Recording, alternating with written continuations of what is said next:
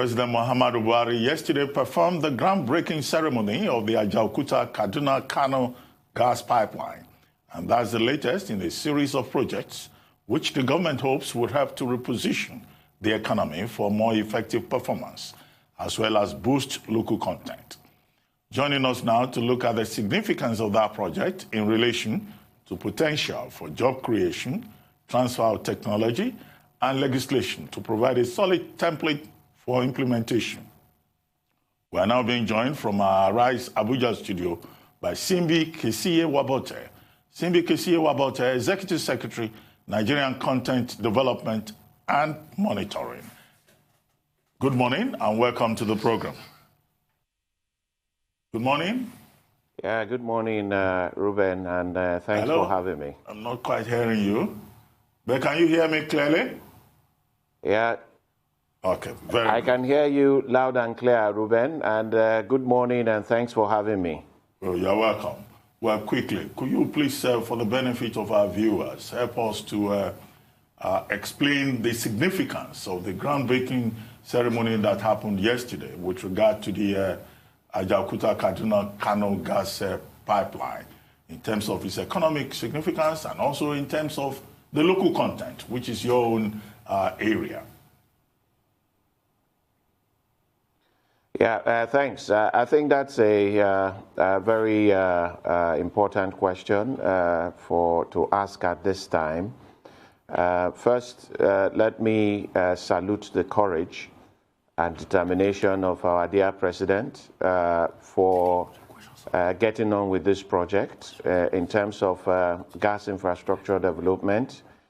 I also thank the Honorable Minister of State for Petroleum Resources, Chief Timothy Silva, and the role he played, and also especially the Group Managing Director of the NNPC, Mele Kolokiari, for the courage, dexterity, determination to drive this through to this point. Like you know, currently Nigeria has about 203 TCF, trillion cubic feet of gas reserve in the country. And a lot of this has not been tapped. We have not even gone up to 30% of the gas utilization capacity that we have in the country. And when you look at the potential to get this to thrive the economy, is you need to create the infrastructure corridor that will take gas and transverse gas between the east, west, and the north of the country. So the economic significance of this is quite enormous because this has the potential to open up moribund factories that hitherto had to close shop because of power supply challenges. It has the potential to also create a lot of jobs for Nigerians. That project is going to be about 48 months or 24 months as the case may be. And you imagine a 614-kilometer pipeline, the number of Nigerians that will be involved in terms of employment creation, the number of supply chain activities, the number of logistics movement in terms of vehicles, in terms of heavy equipment, and again, the bush clearing that will be associated with this. So the economic imperative in terms of adding value to our GDP is also very significant. And then when you look at the northern states of the country today, there is no gas penetration in terms of LPG utilization. So this is an opportunity where gas will get to those corridors and we will ensure the penetration of gas-related industries that depend on gas, and also industry that depend on power, constant power, in order to get their business going. So the economic significance is quite enormous. And that's why I salute the courage of all the key actors that have taken us to this point. Thank you. Now, the federal government recently announced an economic sustainability plan to stimulate the economy post-COVID-19. How does the NCDMB contribute to these efforts? Yeah, I think the economic sustainability plan, from where I sit and what I see, has about 4 pillars. It has the physical, it has the monetary, it has the real sector, and it has the implementation pillar. So these are the 4 key pillars that I think is driving the economic sustainability plan. And for NCDMB, when you look at the physical side of it, we have been before now in the forefront of shoring up the capacity and capability of our local supply chain. That led us to make provision and work with Bank of Industry to give loans to contributors to the fund at single-digit interest rate. So what this economic sustainability plan has done is to reinforce the need for us to up our game in that direction and to increase the funding associated with the oil and gas sector.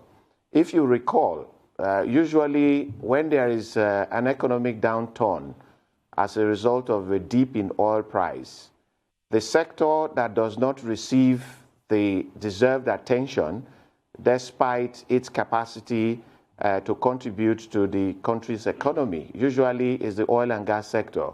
Other sectors receive all kinds of stimulus, but the oil and gas sector is left alone.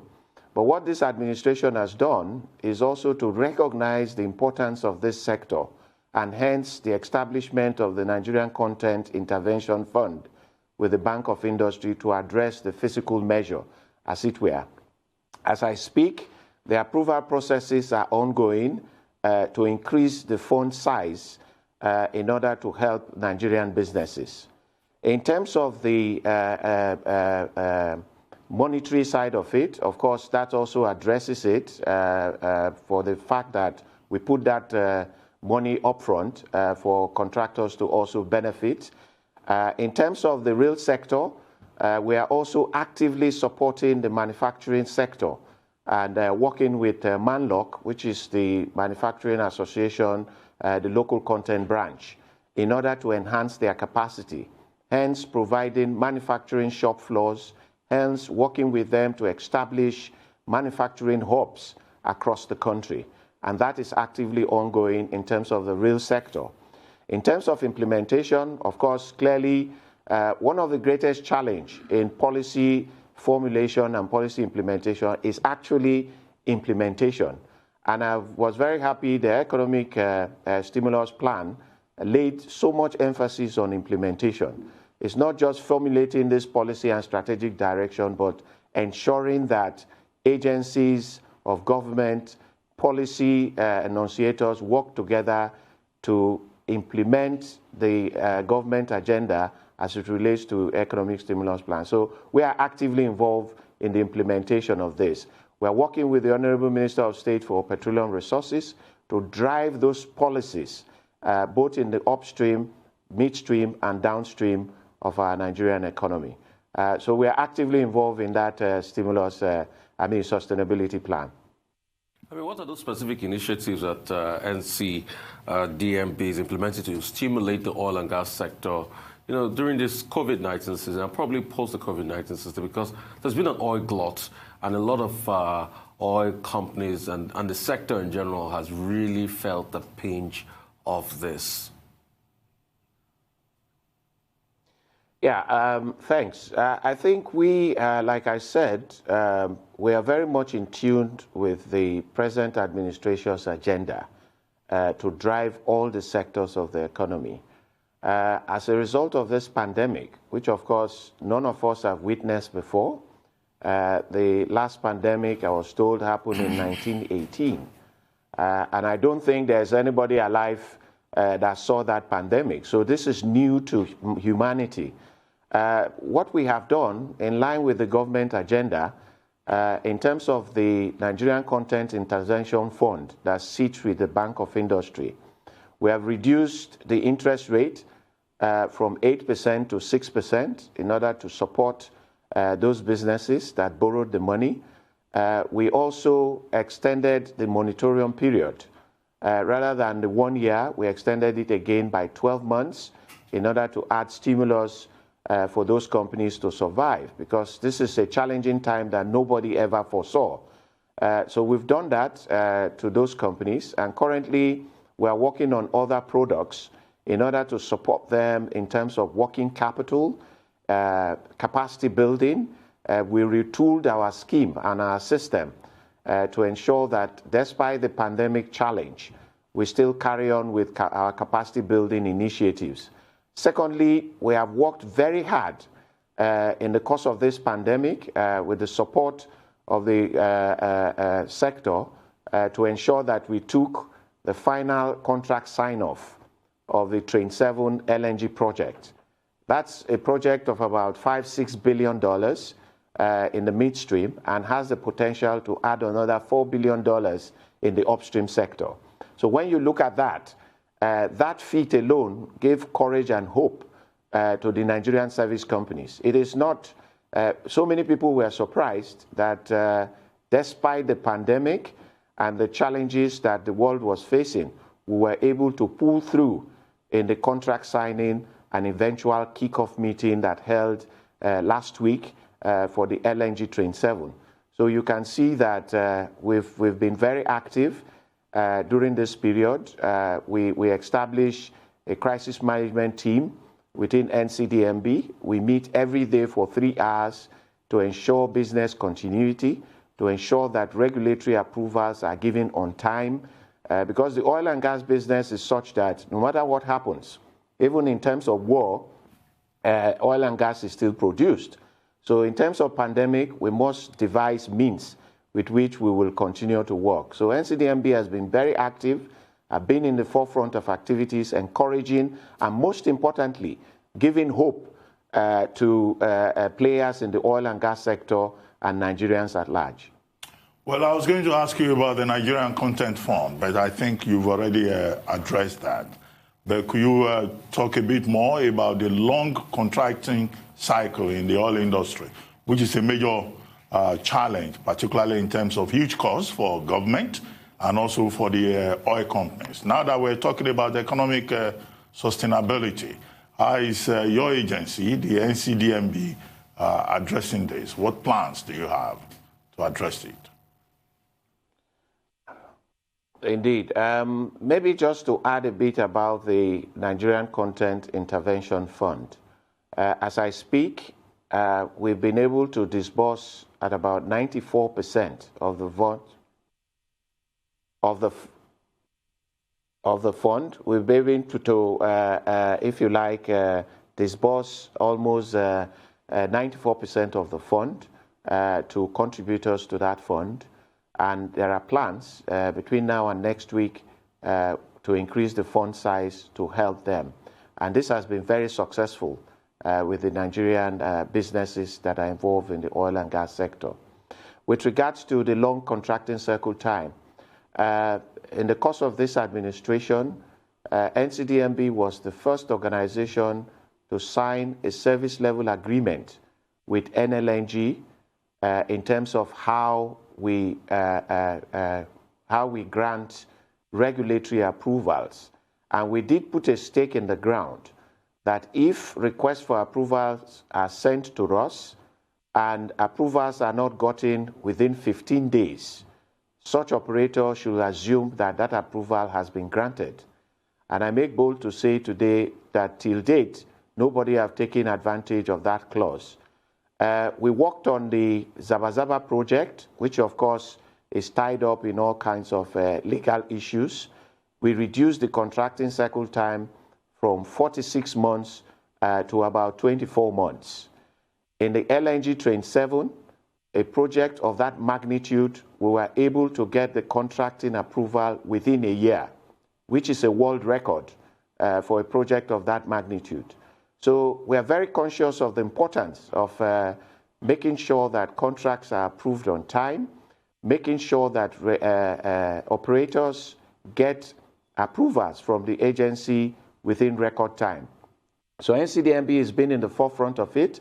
We've signed similar service level agreement with the independent producers, that's the indigenous producers that we call IPPG. We signed similar service level agreement with OPTS, which is of course the umbrella body of all upstream operating companies in Nigeria. So I think our record in that regard, with regards to shortening the contracting cycle time, has been phenomenal. And I guess you can check the heartbeat of the operators, and they will give you the same feedback in terms of how we've been able to support them to get contracts approved within record time. Thank you. Now, Nigeria is performing poorly in the area of research and development, which is a key component for economic development. What is the NCDMB doing to develop this? Indeed, I think one of my greatest passion is in the area of research and development. In the course of this administration, we've been able to put up a 10-year strategic roadmap on how to develop research and development in the oil and gas sector. If you read the Local Content Act, sections 37 to 39 empowers the board to engage in oil and gas research activities. To this end, that strategy was launched a couple of months ago. We also established the Research and Development Council, which is chaired by myself, and this is made up of all agencies associated with research and development in order to bring in the interagency collaboration to drive research and development.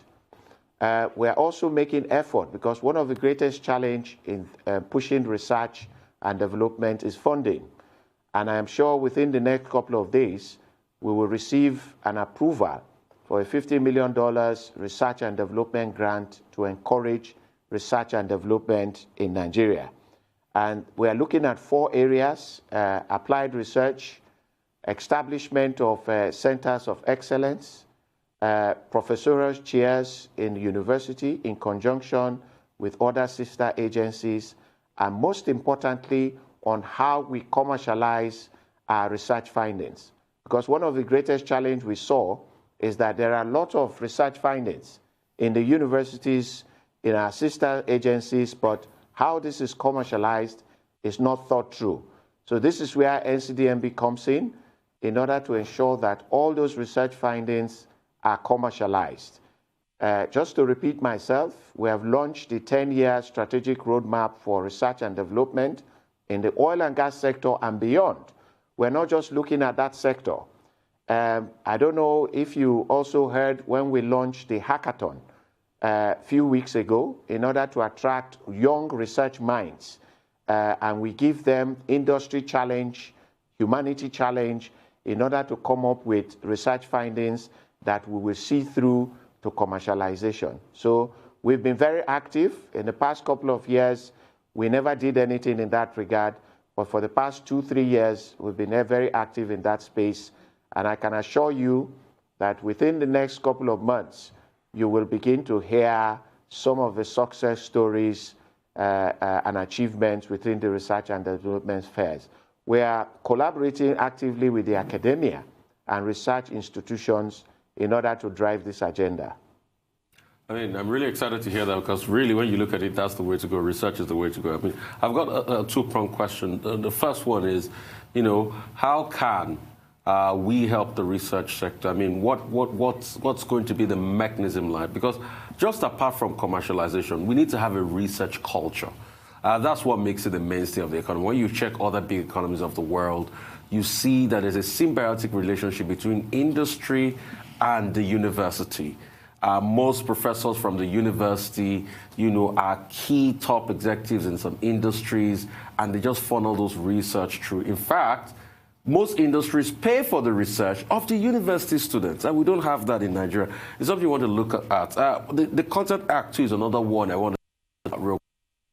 It was good. So why are you guys taking it back to National Assembly?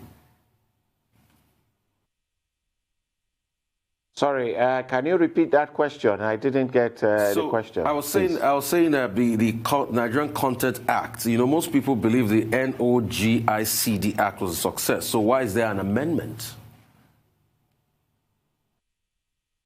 Well, I don't know. If you ask me, I think the most important bill that should be expected in the National Assembly should be the Petroleum Industry Bill.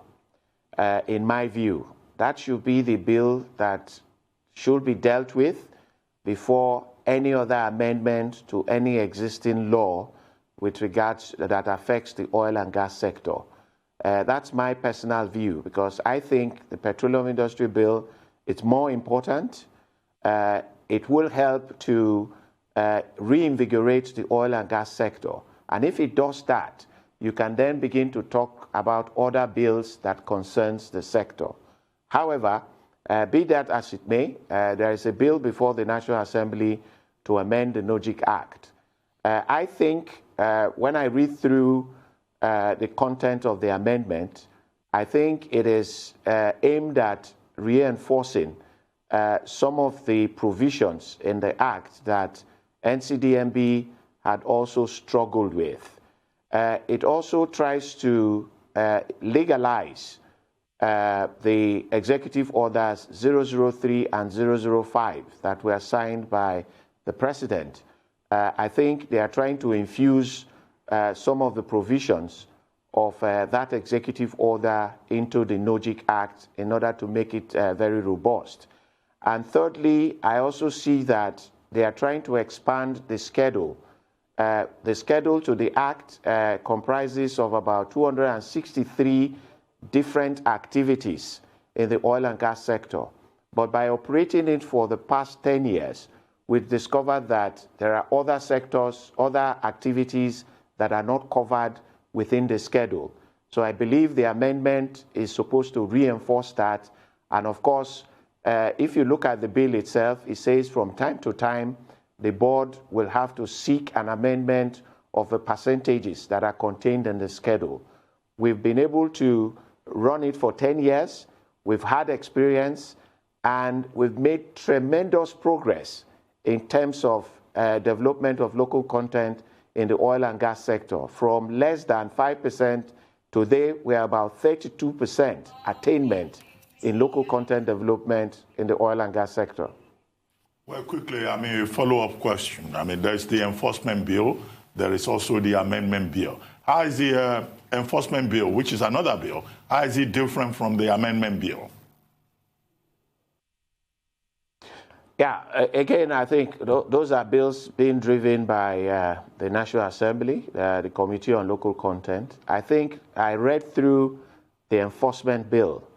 What the enforcement bill is trying to do is to replicate the successes that have been achieved in the oil and gas sector in other critical sectors of the Nigerian economy. Now, local content is not the only game in town, but there are opportunities in some very critical sectors that they want to push the boundaries and also have similar success in the oil and gas sector. And these critical sectors are ICT, power, construction, and the solid mineral sector.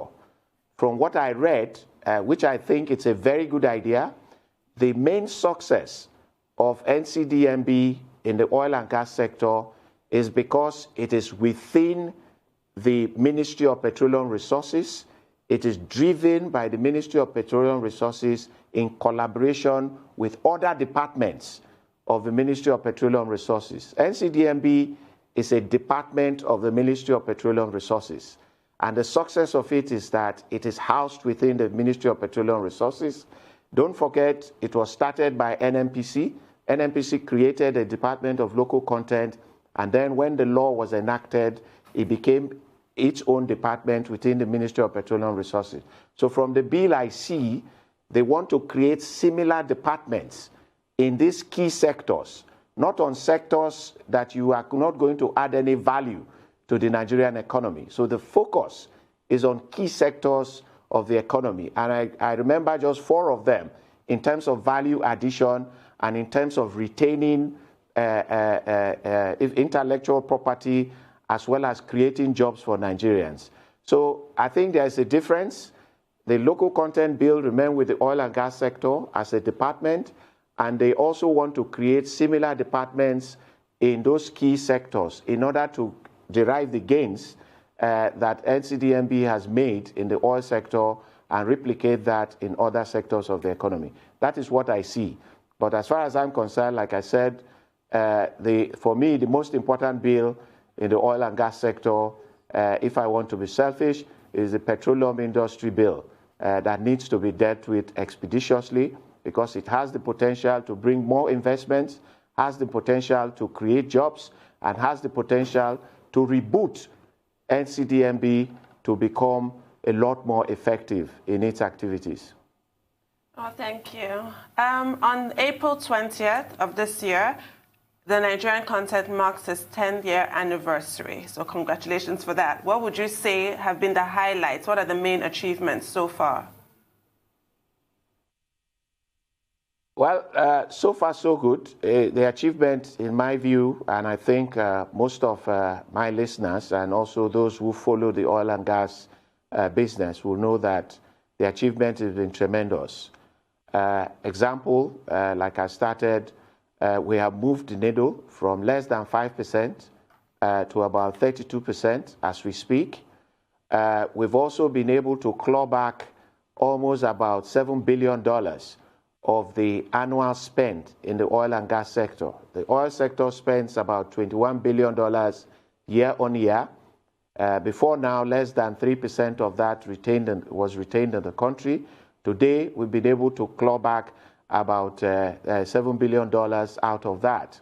Our desire is to get NCDMB, Nigerian content in the oil and gas sector, to be at 70% in the year 2027. Another achievement is that we have increased our fabrication capacity. We have moved from nothing to having the capacity to fabricate about 60,000 metric tons a year in the country. This is a no mean feat. We were also able to establish an integration facility in Lagos that integrated the world's largest FPSO, 200,000 barrels FPSO. That has never been done anywhere in the world before. We were able to integrate that. We fabricated 6 out of the 18 modules in Nigeria. We have established 3 pipe mills in the country. Well, thank you very much.